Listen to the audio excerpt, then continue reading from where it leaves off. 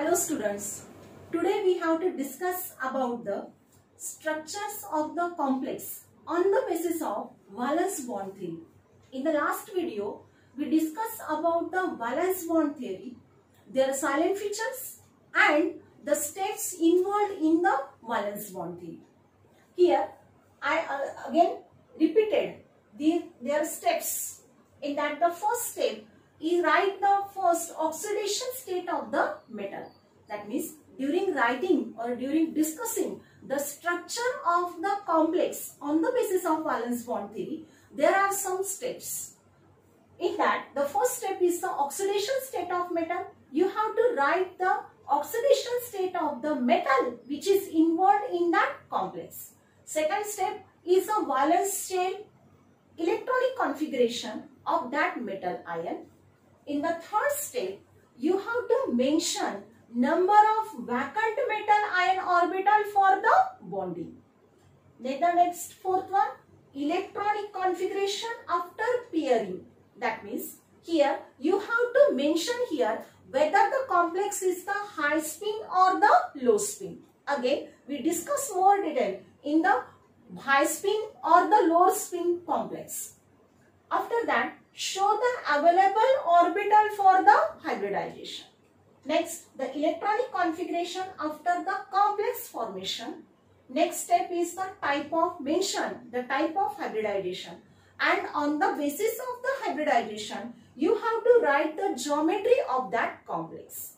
And the next one, the structure of the complex. After hybridization, you have to write their structure. And last one, show the magnetic property. In that magnetic property, whether the complex is the paramagnetic or the diamagnetic. When all the electrons are paired, then their magnetic property is the diamagnetic.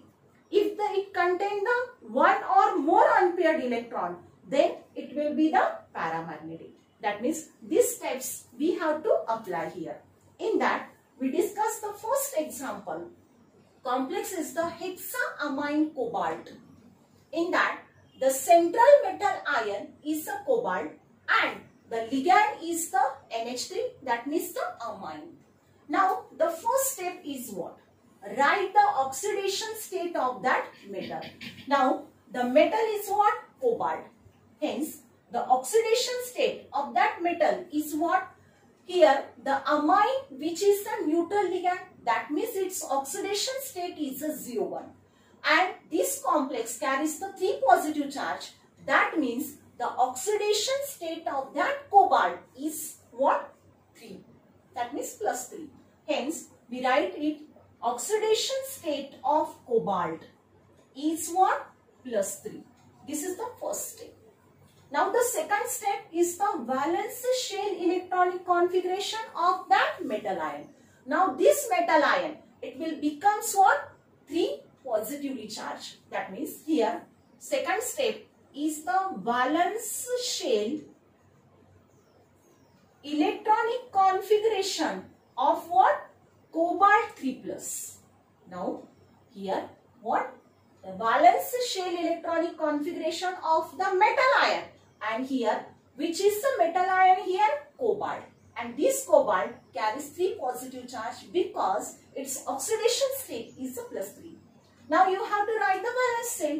That means is what? Here 3d6, 4s0 and 4p0. पहा, यामध्ये कोबाल्टचा atomic number हा 27 आहे. But 27 त्यामध्ये त्याचं configuration लिहित असताना आपण argon balance shell लिहित असताना आर्गॉन त्यामध्ये विथ अ नोबेल गॅस. त्यानंतर नेक्स्ट येणारी 3d6, 4s2, 4s0 आणि 4p0 ही तिची त्या ठिकाणी काय असेल? 18 अधिक 8 म्हणजे त्या ठिकाणी किती होतात? तो 27 होतील. 27 साठी तुम्हाला 18 अधिक 8 त्या ठिकाणी 3 पॉझिटिव्ह आहे. 3 पॉझिटिव्ह आहे याचा अर्थ तो त्या ठिकाणी किती इलेक्ट्रॉन्स त्या ठिकाणी डोनेट करतो? 3 इलेक्ट्रॉन. त्यामध्ये इलेक्ट्रॉनिक कॉन्फिगरेशन लिहित असताना त्यामध्ये 27 हा ॲटॉमिक नंबर आहे कोबाल्टचा. त्यामध्ये 3d9, 4s0 आणि 4p0 यामध्ये तो 3 पॉझिटिव्ह म्हणजे ऑक्सिडेशन स्टेट त्याची 3 आहे, म्हणजे 3 इलेक्ट्रॉन जेव्हा तो डोनेट करेल तेव्हा 3D मध्ये 6 इलेक्ट्रॉन्स राहतील. 4s परत व्हॅकंट आणि 4p हा परत त्या ठिकाणी व्हॅकंट राहतो. म्हणजे त्याचं electronic configuration valence shell configuration लिहायचं म्हणून आपण अर्गॉन लिहिलेलं नाहीये. 3d6 4s0 4p0 हे त्याचं कॉन्फिगरेशन लिहिलं. This is the valence shell electronic configuration. आता यामध्ये मेन्शन द नेक्स्ट स्टेप मध्ये mention number of vacant metal ion orbital for the bonding. म्हणजे यामध्ये किती व्हॅकंट मेटल आयन ऑर्बिटल हे बॉन्डिंग साठी अवेलेबल असतात हे तुम्हाला या ठिकाणी मेन्शन करायचं आहे. सायलेंट फीचर्स आठवा. त्या सायलेंट फीचर मध्ये सांगितलंय की metal provides a vacant orbital for the bonding. Now how many vacant orbitals it provide? It provides according to their ligancy. Ligancy म्हणजे त्याचा कोऑर्डिनेशन नंबर. त्याचा कोऑर्डिनेशन नंबर हा किती आहे त्या ठिकाणी 6 आहे. म्हणजे तो 6 व्हॅकंट मेटल आयन ऑर्बिटल हा त्या ठिकाणी तो काय करतो? प्रोव्हाइड करतो फॉर द बॉन्डिंग. तर हे तुम्हाला इथं मेन्शन करायचंय. म्हणजे किती व्हॅकंट ऑर्बिटल तो प्रोव्हाइड करणार हे कशाच्या बेसिसवरती आपण डिसाइड करणार? हे डिसाइड करणार तुम्ही त्यामध्ये किती लिगॅंड त्याला अटॅच आहेत त्या सेंट्रल मेटल ॲटमला. म्हणून 6 लिगॅंड. म्हणून आपण या ठिकाणी लिहू शकतो की 6 vacant orbital available for bonding. ही झाली तुमची तिसरी स्टेप. त्याच्यानंतर तुम्हाला इलेक्ट्रॉनिक कॉन्फिगरेशन आफ्टर पेअरिंग लिहायचं आहे. मग आता पेअरिंग होते किंवा नाही होत हे कशावर डिपेंड आहे? हे डिपेंड आहे की या लिगॅंडवरती, लिगॅंडच्या नेचरवरती. मग हा लिगॅंड हा पाहायचा आपल्याला. तो लिगॅंड हा या ठिकाणी कसा आहे? स्ट्रॉंग फील्ड लिगॅंड आहे. मग स्ट्रॉंग फील्ड आपण कशावरून डिसाइड केलं की यामध्ये जर डोनर ॲटम हा नायट्रोजन जर असेल तर तो स्ट्रॉंग फील्ड असेल, आणि जर स्ट्रॉंग फील्ड असेल तर तो त्या ठिकाणी लो स्पिन कॉम्प्लेक्स त्या ठिकाणी असेल. म्हणजे या ठिकाणी तुम्हाला इलेक्ट्रॉनिक कॉन्फिगरेशन आफ्टर पेअरिंग लिहायचंय आणि mention the high spin or the low spin. मग आता या ठिकाणी आपण इथे मेन्शन करूया की NH3 is strong field ligand. is a strong field ligand, hence spin pairing occurs. म्हणून या ठिकाणी स्पिन पेअरिंग होणार. आणि त्यानंतर काय करायचं? hence it is what? it is low spin complex. यामध्ये तो लो स्पिन कॉम्प्लेक्स आहे. तर हे आपण या स्टेप नुसार आपण इथे मेन्शन केलं. पण आता इथे इलेक्ट्रॉनिक कॉन्फिगरेशन पेअरिंग आफ्टर लिहायचंय तुम्हाला. आता इथे पहा की 3d6 4s0 आणि 4p0 हे कॉन्फिगरेशन आहे. मग यामध्ये 3d मध्ये 6 इलेक्ट्रॉन्स आहेत. 4s हा व्हॅकंट आहे आणि 4p हा सुद्धा या ठिकाणी व्हॅकंट आहे. आता यामध्ये 3D मध्ये 6 इलेक्ट्रॉन्स, हे 6 इलेक्ट्रॉन्स तुम्हाला त्या ठिकाणी इथे मेन्शन करायचे. पण आता इथं स्ट्रॉंग फील्ड लिगॅंड असल्यामुळे स्पिन पेअरिंग होते. तर स्पिन पेअरिंग जर होत असेल तर तुम्हाला इथे काय मेन्शन करायचंय पहा. पेअरिंग होते म्हणजे काय होतं की ह्या पहिल्या सब ऑर्बिटल मधले जे इलेक्ट्रॉन्स आहेत ते पेअर्ड फॉर्म मध्ये आहेत. दुसऱ्या ह्याच्यामध्ये मात्र ते अनपेअर्ड आहेत. तर त्या ठिकाणी त्यांचं पेअरिंग होते. मग पेअरिंग होते तेव्हा मात्र काय होईल? यातला इलेक्ट्रॉन इथे शिफ्ट होणार. म्हणजे पहा इथे आपण लिहूया इलेक्ट्रॉनिक कॉन्फिगरेशन आफ्टर पेअरिंग. त्या ठिकाणी पेअरिंग झाल्यानंतरचं कॉन्फिगरेशन तुम्हाला लिहायचं आहे. मग आता यामध्ये 3D मध्ये इलेक्ट्रॉन्स तुम्हाला दाखवायचे. पहिल्या ह्याच्यामधले पेअर्ड फॉर्म मध्ये. आता इथे काय होईल? लास्ट सब ऑर्बिटल मधला इलेक्ट्रॉन हा इथे शिफ्ट होणार. त्यानंतर हा तर आहेच ऑलमोस्ट. त्याच्यानंतर इथला इलेक्ट्रॉन इथे शिफ्ट होणार. म्हणजे हा सुद्धा त्या ठिकाणी पेअर. म्हणजे हे 6 इलेक्ट्रॉन्स आहेत. तर ते 6 इलेक्ट्रॉन्स हे त्या ठिकाणी अशा प्रकारे पेअर्ड फॉर्म मध्ये जातात. आणि त्याच्यानंतर असलेला जो 4s आणि 4p हा मात्र व्हॅकंट असेल. तर ही तुम्हाला पुढची स्टेप त्या ठिकाणी इथे मेन्शन करायची. This is the electronic configuration after the pairing. आणि आपण इथे मेन्शन केलंय की तो लो स्पिन आहे. लो स्पिन कशामुळे? कारण त्या ठिकाणी स्पिन पेअरिंग होते. स्पिन पेअरिंग का होते? कारण NH3 हा त्यामध्ये स्ट्रॉंग फील्ड लिगॅंड असल्यामुळे. त्यानंतर तुम्हाला इथे सांगायचं की show available orbital for the hybridisation. मग आता यामध्ये अवेलेबल ऑर्बिटल हायब्रिडायझेशन साठी तुम्हाला सांगायचे. मग अवेलेबल ऑर्बिटल हे कशाच्या बेसिसवरती आहेत? परत या ठिकाणी किती लिगॅंड मॉलिक्युल्स त्याला अटॅच आहेत त्याच्या बेसिसवरती. म्हणजे 6 लिगॅंड आहेत, म्हणजे 6 ऑर्बिटल हे त्या ठिकाणी हायब्रिडायझेशन साठी अवेलेबल असतील. पण ते कुठले असणार आहेत? नेक्स्ट वॅकंट वाले. मग आता वॅकंट मध्ये काय काय शिल्लक आहे लक्षात घ्या. वॅकंट मध्ये या 3D मध्ये असणारे हे 2 ऑर्बिटल, त्यानंतर 4s हा एक ऑर्बिटल तिसरा झाला, आणि या 4p मधले हे 3 ऑर्बिटल्स. म्हणजे एकूण हे एवढे ऑर्बिटल्स हे त्या ठिकाणी काय असणार आहेत? ऑर्बिटल अवेलेबल असणार आहेत फॉर द हायब्रिडायझेशन. मग तुम्हाला इथे स्टेप लिहायची. त्यामध्ये काय सांगणार तुम्ही? त्या याच्यात लिहिणार काय आहे? Here what? Here 6 orbital, 6 vacant orbital available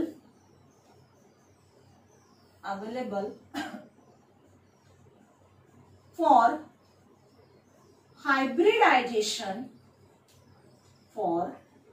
hybridization are.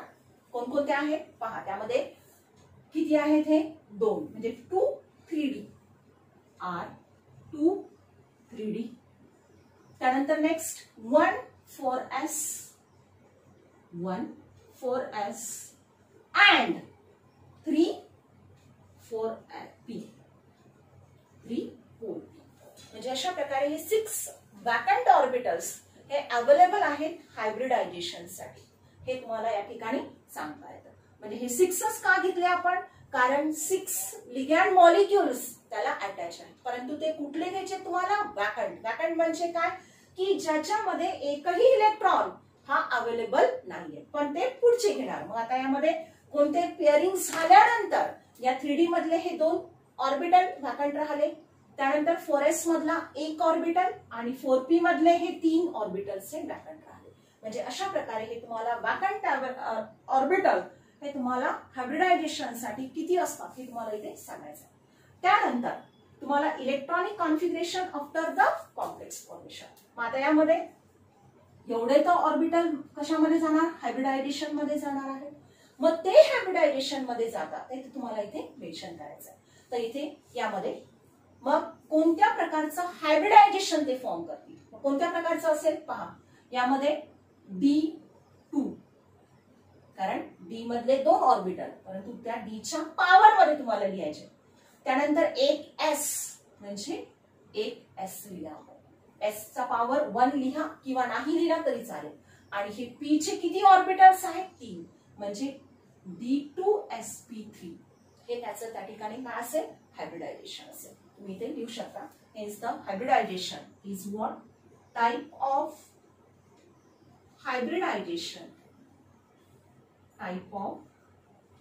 hybridization is D2sp3. त्यामध्ये D2sp3 हे त्याचं हायब्रिडायझेशन असेल. आणि हायब्रिडायझेशन वरून तुम्हाला त्याची जॉमेट्री सांगायची. मग जर D2sp3 हे जर हायब्रिडायझेशन टाइप ऑफ हायब्रिडायझेशन जर असेल तर त्याची जॉमेट्री ही त्या ठिकाणी काय असते? ऑक्टाहेड्रल असते. Hence what? Geometry is octahedral. Geometry is what? Octahedral. त्याची जॉमेट्री ही ऑक्टाहेड्रल असते. आणि नंतर तुम्हाला सांगायचंय त्याचा मॅग्नेटिक प्रॉपर्टी. मॅग्नेटिक प्रॉपर्टी मध्ये तो पॅरामॅग्नेटिक आहे का तो डायमॅग्नेटिक आहे हे तुम्हाला तिथे मेन्शन करायचं. मग आता यामध्ये पहा की त्याचं पेअरिंग झाल्यानंतर यामध्ये सर्वच्या सर्व इलेक्ट्रॉन्स हे पेअर्ड फॉर्म मध्ये आहेत. All electrons are paired. जर सर्वच्या सर्व इलेक्ट्रॉन्स हे पेअर्ड असतील तर त्याचं नेचर हे डायमॅग्नेटिक असतं. म्हणून इथे तुम्ही म्हणू शकता here all electrons are paired, hence it is diamagnetic, म्हणून तो त्या ठिकाणी काय असायला पाहिजे, डायमॅग्नेटिक तो असायला पाहिजे. तर अशा प्रकारे तुम्हाला त्याचं हायब्रिडायझेशन, त्याची जिओमेट्री, त्यानंतर त्याचं नेचर तुम्हाला सांगता येतं डायमॅग्नेटिक आहे. आता इथे तुम्हाला त्याचं स्ट्रक्चर सुद्धा सांगायचंय, स्ट्रक्चर ऑफ दॅट कॉम्प्लेक्स. पहा मी थोडंसं रब करते इकडे. आता याचं स्ट्रक्चर तुम्हाला सांगायचंय. ऑक्टाहेड्रल आहे तो. मग स्ट्रक्चर काय असेल, सेंटर मध्ये कोबाल्ट, त्यानंतर अमोनिया मॉलिक्युल्स NH3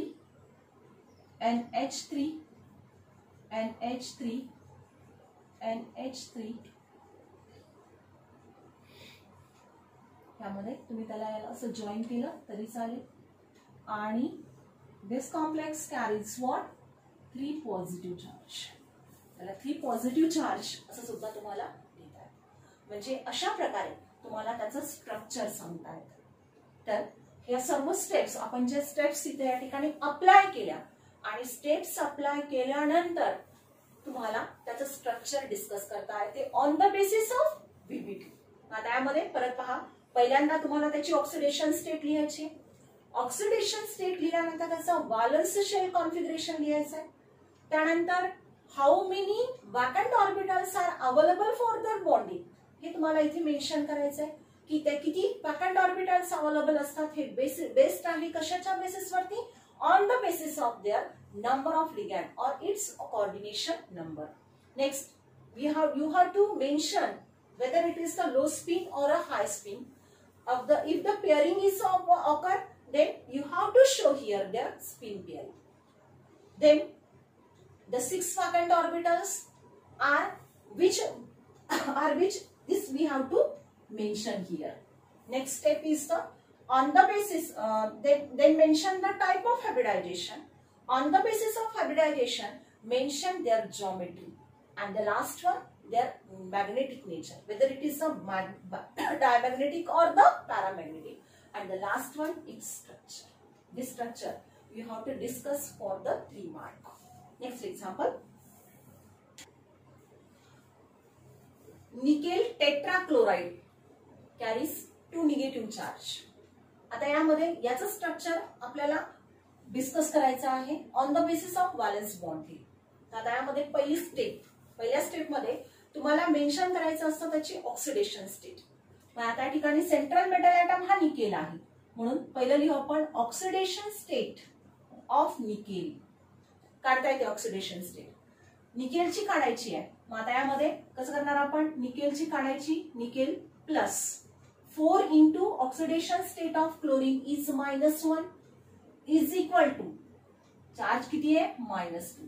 म्हणजे nickel 4 into -1 -4 is equal to -2. म्हणून निकेल -2 हा इकडे आल्यानंतर +4 होतो. म्हणजे तुम्हाला निकेलची ऑक्सिडेशन स्टेट ही +2 मिळाली. तर यामध्ये आपण हे इथे लिहू शकतो. Here oxidation state of nickel is +2. मग आता त्यानंतर सेकंड स्टेप मध्ये काय करायचंय तुम्हाला की त्याचं व्हॅलेन्स शेल इलेक्ट्रॉनिक कॉन्फिगरेशन लिहायचंय. पहा यामध्ये valence shell electronic configuration of nickel 2+ is. आता यामध्ये 2 इलेक्ट्रॉन्स दिल्यानंतर त्यामध्ये 3D मध्ये इलेक्ट्रॉन्स राहतात. परत त्यामध्ये 3D मध्ये राहणारी इलेक्ट्रॉनची संख्या त्या ठिकाणी 8 असेल. 4s0 4p0 हे त्याचं व्हॅलेन्स शेल कॉन्फिगरेशन असेल. पहा 3D मध्ये 8 इलेक्ट्रॉन्स 4s आणि 4p. यामध्ये इलेक्ट्रॉन्स दाखवत असताना 4 2 6 7 आणि 8 यामध्ये दाखवत असताना पहिल्यांदा अनपेअर्ड दाखवायचे आणि त्याच्यानंतर मग तो या ठिकाणी इलेक्ट्रॉन हा पेअर्ड होतो. म्हणजे अशा प्रकारे 3D मध्ये 8 इलेक्ट्रॉन 4s ही वॅकंट असेल आणि 4p ही सुद्धा वॅकंट राहणार. मग आता पुढच्या स्टेप मध्ये तुम्हाला अवेलेबल वॅकंट ऑर्बिटल्स किती आहेत हे तुम्हाला इथे मेन्शन करायचं. मग आता किती वॅकंट ऑर्बिटल्स अवेलेबल असतात हे कशाच्या बेसिसवरती आपण सांगतो?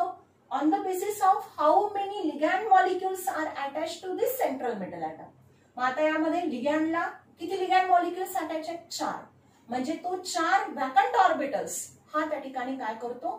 प्रोव्हाइड करतो फॉर द बॉन्डिंग. म्हणून इथे लिहायचंय here 4 vacant orbital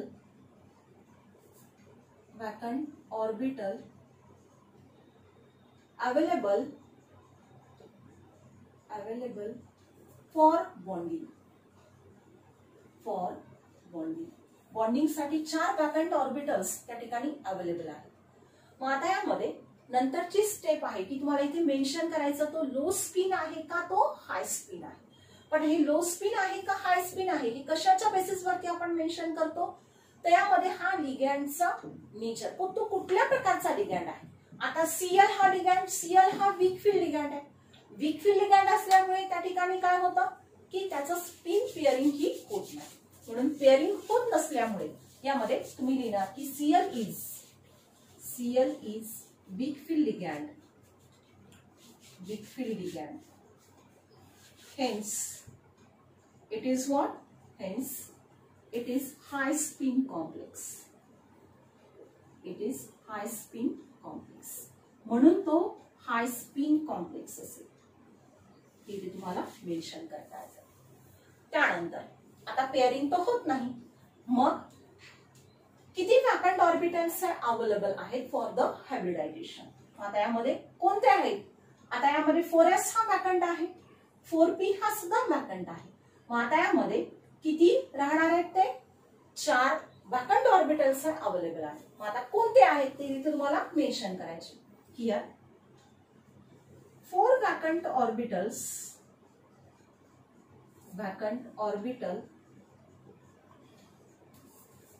available for hybridization are. कोणकोणते आहेत सांगा. आता कोणता आहे त्यामधला? एक 4s म्हणजे 1 4s and 3 4p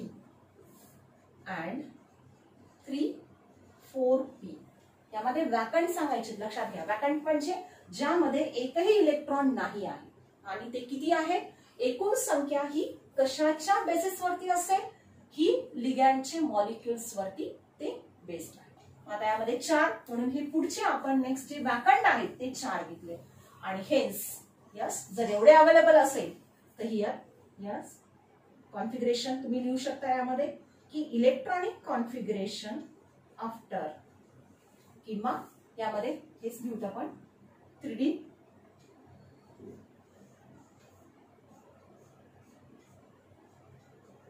मध्ये. त्यानंतर 4s आणि हा 4p 3D 8 4s0 आणि 4p0 आणि यामध्ये दिस अंडरगो द हायब्रिडायझेशन. आता यामध्ये हायब्रिडायझेशन कोणतं असेल? एक यस आणि 3 4p. आता 4p असं मेन्शन नाही करायचं, फक्त आपल्याला p किती आहे? 3 आहे आणि s किती आहे? 1 आहे. म्हणून sp3 हायब्रिडायझेशन. हेन्स काय लिहिणार तुम्ही इथं? इट अंडरगो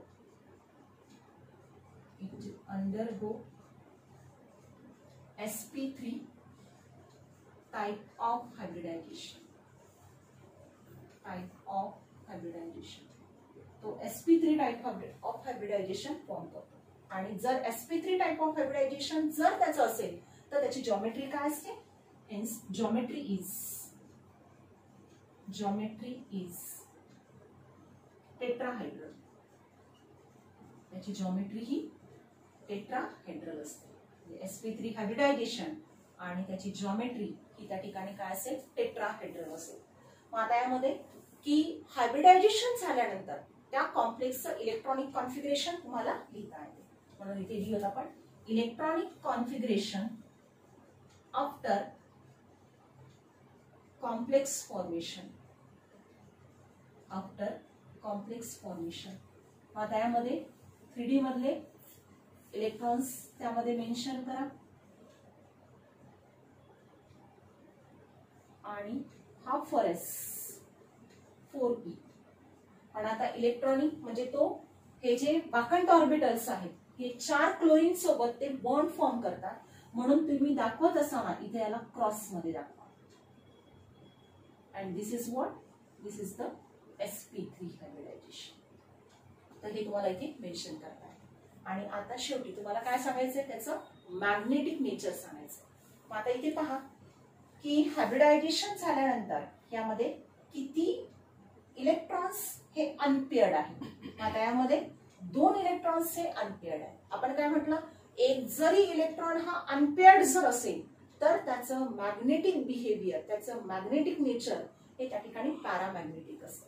म्हणून तुम्ही इथे लिहू शकता, yes here 2 electrons are unpaired. 2 electrons are unpaired, hence it is paramagnetic. Hence it is paramagnetic. म्हणून त्याचं नेचर हे पॅरामॅग्नेटिक असतं. आणि याचं स्ट्रक्चर सांगा नंतर. स्ट्रक्चर इज आता निकेल सेंट्रल मेटल आणि त्याला 4 क्लोरीन ॲटम्स अटॅच आहेत आणि कॅरीज व्हॉट 2 मायनस चार्ज. हे त्याचं स्ट्रक्चर झालं, विच इज अ टेट्राहेड्रल. तर अशा प्रकारे हा निकेल टेट्राक्लोराइड, तर याचं तुम्हाला स्ट्रक्चर अशा प्रकारे डिस्कस करता येतं on the basis of valence bond theory. आता यामध्ये आपण जे 2 एक्झाम्पल्स घेतले, क्वेश्चन विचारत असताना तुम्हाला त्यामध्ये की स्ट्रक्चर विचारतात, right the structure of complex on the basis of VBT theory. म्हणजे 3 मार्कासाठी हा क्वेश्चन विचारला जातो. मग जेव्हा क्वेश्चन विचारला जातो तेव्हा मात्र तुम्हाला ह्या सर्व स्टेप्स त्या ठिकाणी लिहायच्या असतात. त्यामध्ये फोकस ऑन त्या ठिकाणी लक्षात घ्या कशावरती करायचंय तुम्हाला, की ते मेन्शन करत असताना ऑक्सिडेशन स्टेट, कारण ऑक्सिडेशन स्टेटवर डिपेंड आहे तुमचं हे कॉन्फिगरेशन. कॉन्फिगरेशन लिहिल्यानंतर त्यामध्ये तुम्हाला लिहायचं असतं ते किती वाकंट ऑर्बिटल्स अवेलेबल आहेत हे तुम्हाला या ठिकाणी मेन्शन करावं लागतं. जर हे करेक्ट असेल तर तुमचं ते पुढच्या गोष्टी सगळ्या करेक्ट येतील. त्यानंतर तुम्हाला मेन्शन करताना हाय स्पिन, मी तर अंडरलाईन करून दिलेलं आहे तुम्हाला की इथं हाय स्पिन हा तुम्हाला मेन्शन करायचा, त्याला अर्धा मार्क त्या ठिकाणी असेल. तुमचं इलेक्ट्रॉनिक कॉन्फिगरेशन लिहिणे याला अर्धा मार्क असेल, हाय स्पिन लिहिणे याला हाफ मार्क असेल. त्यानंतर हे जे कॉन्फिगरेशन, हे टाइप ऑफ हायब्रिडायझेशनचं जे असेल याला अर्धा मार्क असेल.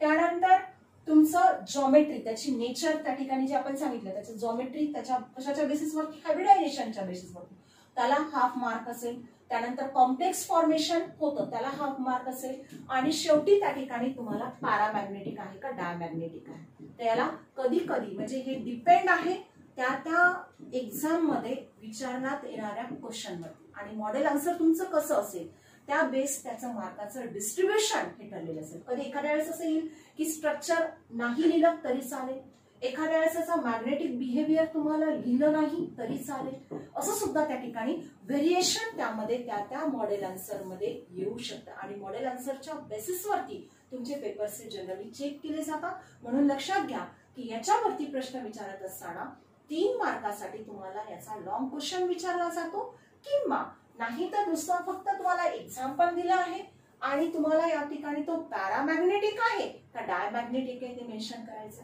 किंवा नुसतं तुम्हाला कधी कधी तुम्हाला त्याचा टाइप ऑफ हायब्रिडायझेशन विचारतात किंवा नुसतं त्याचा एका मार्कासाठी त्याची जॉमेट्री अशी सुद्धा विचारली जाते. तर अशा प्रकारचे क्वेश्चन्स त्याच्यावरती विचारले जातात.